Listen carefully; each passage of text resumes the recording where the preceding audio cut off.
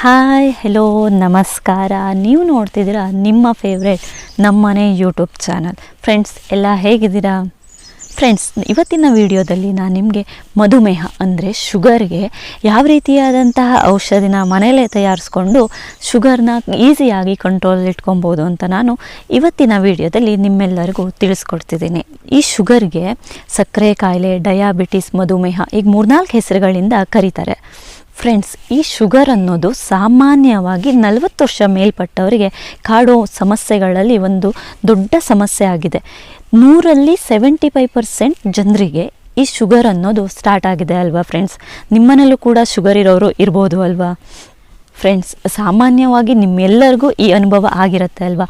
ಮನೆಗೆ ಯಾರಾದರೂ ರಿಲೇಷನ್ ಬಂದವಾಗ ಅವರಿಗೆ ಟೀ ಕಾಫಿ ಮಾಡಿಕೊಡ್ಬೇಕಿದ್ರೆ ಶುಗರ್ಲೆಸ್ಸಾ ಅಂತ ಕೇಳಿ ಮಾಡೋ ಪರಿಸ್ಥಿತಿ ಮನೇಲೂ ಬಂದಿದೆ ಅಲ್ವಾ ಸಾಮಾನ್ಯವಾಗಿ. ಈ ಅನುಭವ ನಿಮ್ಮೆಲ್ಲರಿಗೂ ಆಗಿರುತ್ತೆ ಅಲ್ವಾ ಫ್ರೆಂಡ್ಸ್?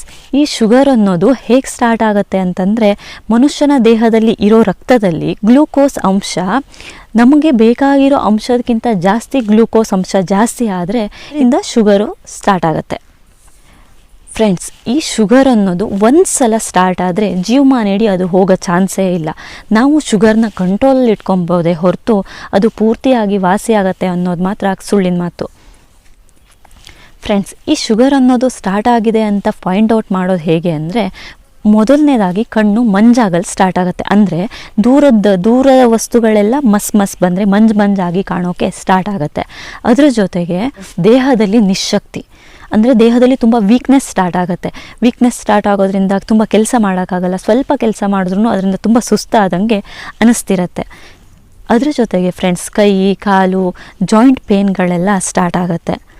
ಅದರ ಜೊತೆ ಪದೇ ಯೂರಿನ್ ಪಾಸ್ ಆಗುತ್ತೆ. ಫ್ರೆಂಡ್ಸ್, ಪದೇ ಈ ಯೂರಿನ್ ಪಾಸ್ ಆಗೋದ್ರಿಂದ ದೇಹದಲ್ಲಿ ನೀರಿನ ಅಂಶ ಕಡಿಮೆ ಆಗಿ ತುಂಬ ಬಾಯಾರಿಕೆ ಕೂಡ ಸ್ಟಾರ್ಟ್ ಆಗಿರುತ್ತೆ.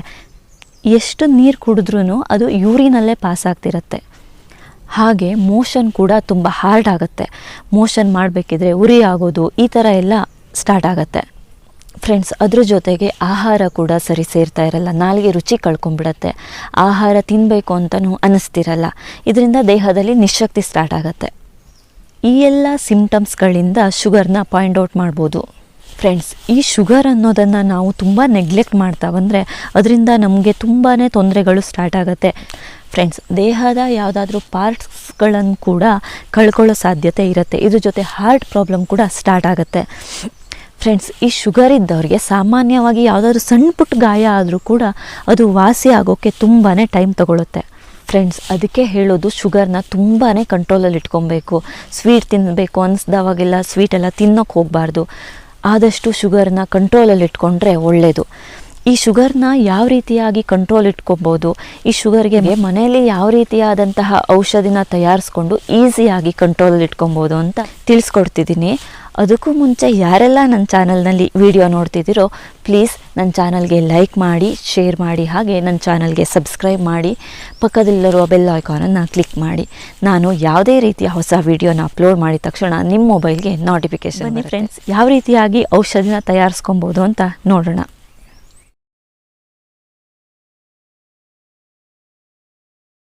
ಫ್ರೆಂಡ್ಸ್, ಈ ಹಾಗಲಕಾಯಿ ನಾಲಿಗೆಗೆ ಎಷ್ಟು ಕಹಿನೋ ಆರೋಗ್ಯಕ್ಕೆ ಅಷ್ಟೇ ಸಿಹಿಯಾದಂತಹ ಒಂದು ತರಕಾರಿ.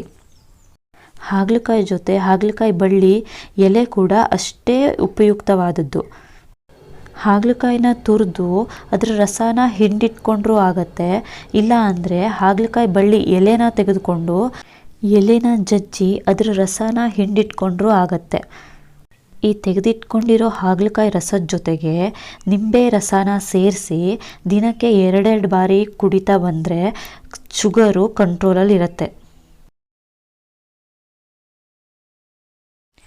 ಇದೇ ರೀತಿಯಾಗಿ ಮತ್ತೊಂದು ಔಷಧಿನ ಯಾವ ರೀತಿಯಾಗಿ ತಯಾರಿಸ್ಕೊಬೋದು ಅಂತ ತೋರಿಸ್ಕೊಡ್ತೀನಿ, ನೋಡೋಣ ಬನ್ನಿ.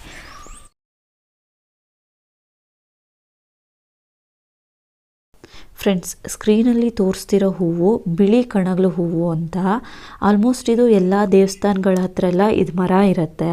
ನನಗೆ ಇದರ ಎಲೆ ಫೋಟೋ ಸಿಕ್ಕಿಲ್ಲ, ಅದಕ್ಕಾಗಿ ನಿಮ್ಗೆ ಗೊತ್ತಾಗಲಿ ಅಂತ ನಾನು ಹೂವಿನ ಫೋಟೋನ ಇಲ್ಲಿ ತೋರಿಸ್ತಿದ್ದೀನಿ. ಈ ಬಿಳಿ ಕಣಗಲ್ ಎಲೆನ ನೀರಿಗೆ ಹಾಕಿ ಚೆನ್ನಾಗಿ ಕುದಿಸಿ ದಿನಕ್ಕೆ 3 ಬಾರಿ ಆಹಾರ ಸೇವನೆಗಿಂತ ಮೊದಲು ನಿಂಬೆ ರಸದ ಜೊತೆಗೆ ಇದನ್ನು ಸೇವಿಸ್ತಾ ಬಂದರೆ ಶುಗರು ತುಂಬಾ ಕಂಟ್ರೋಲಲ್ಲಿರುತ್ತೆ. ಇದೇ ರೀತಿಯಾಗಿ ಮತ್ತೊಂದು ಔಷಧಿನ ಯಾವ ರೀತಿಯಾಗಿ ತಯಾರಿಸ್ಕೊಬೋದು ಅಂತ ತೋರಿಸ್ಕೊಡ್ತೀನಿ, ನೋಡೋಣ ಬನ್ನಿ. ಫ್ರೆಂಡ್ಸ್, ನಾನಿಲ್ಲಿ ಸ್ಕ್ರೀನಲ್ಲಿ ತೋರಿಸ್ತಿರೋದು ಬಿಲ್ವಪತ್ರೆ. ಬಿಲ್ವಪತ್ರೆ ಅಂತೂ ಎಲ್ಲರಿಗೂ ಗೊತ್ತೇ ಇರೋದಲ್ವಾ, ಶಿವನಿಗೆ ಅತ್ಯಂತ ಪ್ರಿಯವಾದುದು ಇದು. ಫ್ರೆಂಡ್ಸ್, ಈ ಬಿಲ್ವಪತ್ರೆಯಲ್ಲೂ ಕೂಡ ಹಲವಾರು ರೀತಿಯ ಔಷಧಿ ಗುಣ ಹೊಂದಿದೆ. ಶುಗರ್ ಇರೋರಿಗೆ ಕೂಡ ಈ ಬಿಲ್ವಪತ್ರೆ ತುಂಬಾ ಒಳ್ಳೆಯದು. ಈ ಬಿಲ್ವಪತ್ರೆ ಎಲೆನ ತೆಗೆದುಕೊಂಡು ನಿಂಬೆ ರಸದ ಜೊತೆಗೆ ಚೆನ್ನಾಗಿ ಅರ್ಕೊಬೇಕು. ಅರ್ಕೊಂಡು ಅದು ಗಟ್ಟಿ ಚಟ್ನಿ ಥರ ಆದಮೇಲೆ ಅದನ್ನು ಒಂದು ಕಡಲೆಕಾಯಿ ಗಾತ್ರದಷ್ಟು ದೊಡ್ಡ ಉಂಡೆ ಥರ ಮಾಡಿಕೊಂಡು ಆಹಾರಕ್ಕಿಂತ ಮೊದಲು ದಿನಕ್ಕೆ 2 ಸಲ ಸೇವಿಸ್ತಾ ಬಂದರೆ ಶುಗರು ತುಂಬಾ ಕಂಟ್ರೋಲಲ್ಲಿ ಇಟ್ಕೊಬೋದು. ಫ್ರೆಂಡ್ಸ್, ಈ ಥರ ಮಾಡ್ಕೊಳ್ಳೋದಕ್ಕೆ ಕಷ್ಟ ಆಗುತ್ತೆ ಅಂತ ಅನ್ನೋರು ಈ ಬಿಲ್ವಪತ್ರೆ ಎಲೆನ ನೀರಿಗೆ ಹಾಕಿ ಚೆನ್ನಾಗಿ ಕುದಿಸಿ ನಿಂಬೆ ರಸದ ಜೊತೆಗೆ ಕಷಾಯ ಮಾಡಿ ಬೇಕಾದ್ರೂ ಕುಡಿಬೋದು. ಇದೇ ರೀತಿಯಾಗಿ ಮತ್ತೊಂದು ಔಷಧಿನ ಯಾವ ರೀತಿಯಾಗಿ ತಯಾರಿಸ್ಕೊಬೋದು ಅಂತ ತೋರಿಸ್ಕೊಡ್ತೀನಿ, ನೋಡೋಣ ಬನ್ನಿ. ಫ್ರೆಂಡ್ಸ್, ಸಾಮಾನ್ಯವಾಗಿ ಈ ಮೆಂತೆಕಾಳಿನ ವಿಶೇಷ ನಿಮಗಂತೂ ಗೊತ್ತೇ ಇದೆ. ಎಲ್ಲರ ಮನೆಯಲ್ಲೂ ಮೆಂತೆಕಾಳಂತೂ ಇದ್ದೇ ಇರುತ್ತೆ ಅಲ್ವಾ, ಎಲ್ಲರೂ ಅದನ್ನು ಯೂಸ್ ಮಾಡ್ತಾ ಇರ್ತೀರ. ಈ ಮೆಂತೆಕಾಳಲ್ಲಿ ಪೋಷಕಾಂಶ, ನಾರಿನಾಂಶ ಹಾಗೆ ವಿಟಮಿನ್ ಸಿಗಳನ್ನು ಇದು ಒಳಗೊಂಡಿದೆ. ಫ್ರೆಂಡ್ಸ್, ಇದು ಕೂಡ ಶುಗರನ್ನು ಕಂಟ್ರೋಲ್ ಇಡಲು ತುಂಬಾ ಉಪಯುಕ್ತವಾದಂತಹ ಒಂದು ಔಷಧಿ ಆಗಿದೆ. ಈ ಮೆಂತೆಕಾಳನ್ನು ಚೆನ್ನಾಗಿ ತೊಳೆದು ನೆರಳಲ್ಲಿ ಒಣಗಿಸಿ ಅದನ್ನು ಹುರಿದು ಪುಡಿ ಮಾಡಿಟ್ಕೊಂಡು ಪ್ರತಿದಿನ ಬೆಳಗ್ಗೆ ಎದ್ದ ತಕ್ಷಣ ಖಾಲಿ ಹೊಟ್ಟೆಯಲ್ಲಿ ಉಗುರು ಬೆಚ್ಚಗೆ ನೀರಿನ ಜೊತೆಗೆ ಪುಡಿನ ಹಾಕ್ಕೊಂಡು ಕುಡಿತಾ ಬಂದರೆ ಶುಗರು ಕಂಟ್ರೋಲಲ್ಲಿರುತ್ತೆ. ಇದೇ ರೀತಿಯಾಗಿ ಮತ್ತೊಂದು ಔಷಧಿನ ಯಾವ ರೀತಿಯಾಗಿ ತಯಾರಿಸ್ಕೊಬೋದು ಅಂತ ತೋರಿಸ್ಕೊಡ್ತೀನಿ, ನೋಡೋಣ ಬನ್ನಿ. ಫ್ರೆಂಡ್ಸ್, ವರ್ಷಕ್ಕೆ ಒಂದು ಸಲ ನಾವೇನು ಬಳಸ್ತೀವೋ ಈ ಕಹಿಬೇವು, ಈ ಕಹಿಬೇವಲ್ಲೂ ತುಂಬ ಔಷಧೀಯ ಗುಣ ಇದೆ. ಈ ಕಹಿಬೇವನ್ನು ಏನಾದರೂ ನಂಜಾದರೂ ಕೂಡ ಯೂಸ್ ಮಾಡ್ಬೋದು. ಅದೇ ರೀತಿ ನಮ್ಮ ಕೂದಲಿಗಂತೂ ಈ ಕಹಿಬೇವು ತುಂಬಾ ಒಳ್ಳೆಯದು. ಈ ಕಹಿಬೇವಿನ ಎಲೆಗಳನ್ನು ತೆಗೆದುಕೊಂಡು ನೀರಿಗೆ ಹಾಕಿ ಚೆನ್ನಾಗಿ ಕುದಿಸಿ ಕಷಾಯನ ರೆಡಿ ಮಾಡಿಟ್ಕೊಂಡ್ರೆ ಆಹಾರಕ್ಕಿಂತ ಮೊದಲು ಚೂರು ನಿಂಬೆ ರಸದ ಜೊತೆಗೆ ಇದನ್ನು ತೆಗೆದುಕೊಳ್ತಾ ಬಂದರೆ ಶುಗರು ತುಂಬಾ ಕಂಟ್ರೋಲಲ್ಲಿರುತ್ತೆ. ಫ್ರೆಂಡ್ಸ್, ನಾನಿಲ್ಲಿ ಹೇಳಿರುವಂತಹ ಔಷಧಿಗಳನ್ನು ಯಾವ ಪ್ರಮಾಣದಲ್ಲಿ ತಗೊಬೇಕು ಅಂತ ನಾನು ನಿಮಗೆ ತಿಳಿಸ್ಕೊಟ್ಟಿಲ್ಲ. ಯಾಕಂದರೆ ನಿಮಗೆಲ್ಲ ಶುಗರು ಯಾವ ಪ್ರಮಾಣದಲ್ಲಿ ಇರುತ್ತೆ ಅಂತ ನೋಡಿಕೊಂಡು ಆ ಪ್ರಮಾಣಕ್ಕೆ ಸರಿಯಾಗಿ ನೀವೇ ಔಷಧಿನ ರೆಡಿ ಮಾಡ್ಕೊಬೇಕು.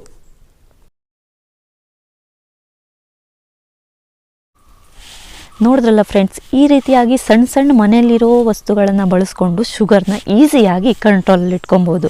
ಫ್ರೆಂಡ್ಸ್, ಮೇನಾಗಿ ಈ ಶುಗರ್ ಇರೋರಿಗೆ ಪಥ್ಯ ಮಾಡೋದು ತುಂಬಾ ಇಂಪಾರ್ಟೆಂಟ್ ಆದದ್ದು.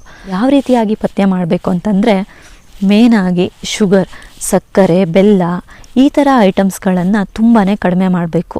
ಅದ್ರ ಜೊತೆಗೆ ಹೊಟ್ಟೆ ತುಂಬ ಒಂದೇ ಸತಿ ಆಹಾರನ ಸೇವಿಸಬಾರ್ದು. ಹಸಿವಾದವಾಗೆಲ್ಲ ಸ್ವಲ್ಪ ಸ್ವಲ್ಪ ಆಹಾರನ ತಿಂತಾ ಇರಬೇಕು. ಫ್ರೆಂಡ್ಸ್, ಎಲ್ಲ ರೋಗಗಳಿಗೂ ಮೇನಾಗಿ ಟೆನ್ಷನ್ ಮಾಡಿಕೊಂಡ್ರೆ ಆ ರೋಗ ಮತ್ತೂ ಹೆಚ್ಚಾಗತ್ತೆ. ಈ ಶುಗರ್ ಕೂಡ ಎಷ್ಟು ಟೆನ್ಷನ್ ಫ್ರೀ ಆಗಿರ್ತೀರೋ ಶುಗರ್ ಕೂಡ ಅಷ್ಟೇ ಕಂಟ್ರೋಲಲ್ಲಿರುತ್ತೆ. ಯಾವ ಪದಾರ್ಥನ ಸೇವಿಸೋದ್ರಿಂದ ಒಳ್ಳೆಯದು ಅಂದರೆ ರಾಗಿ, ಜೋಳ, ಗೋಧಿಯಿಂದ ತಯಾರಿಸಿದ ಆಹಾರನ ಸೇವಿಸೋದು ತುಂಬ ಒಳ್ಳೆಯದು. ಅದ್ರ ಜೊತೆಗೆ ಹಸಿ ತರಕಾರಿ, ಕಾಳು ಬೇಳೆಗಳನ್ನು ಯೂಸ್ ಮಾಡೋದು ಕೂಡ ತುಂಬ ಒಳ್ಳೆಯದು. ಫ್ರೆಂಡ್ಸ್, ಮೇನಾಗಿ ಮನಃಶಾಂತಿ, ಮನಸ್ಸು ಯಾವಾಗಲೂ ಖುಷಿಯಾಗಿರಬೇಕು. ನಾವು ಖುಷಿಯಾಗಿರಬೇಕು. ನಮ್ಮ ಸುತ್ತಮುತ್ತಲಿರೋರನ್ನೆಲ್ಲ ಖುಷಿಯಾಗಿಟ್ಕೊಂಡ್ರೆ ಯಾವ ಕಾಯಿಲೆ ಕೂಡ ದೊಡ್ಡದು ಅಂತ. ಈ ವಿಡಿಯೋ ನಿಮ್ಮೆಲ್ಲರಿಗೂ ಇಷ್ಟ ಆಗಿದೆ ಅಂತ ತಿಳ್ಕೊತೀನಿ. ಇಷ್ಟ ಆದರೆ ಲೈಕ್ ಮಾಡಿ, ಹಾಗೆ ಶೇರ್ ಮಾಡಿ, ನನ್ನ ಚಾನಲ್ಗೆ ಸಬ್ಸ್ಕ್ರೈಬ್ ಆಗಿ. ಮುಂದಿನ ವಿಡಿಯೋದಲ್ಲಿ ಮತ್ತೆ ಸಿಗೋಣ. ನಮಸ್ಕಾರ.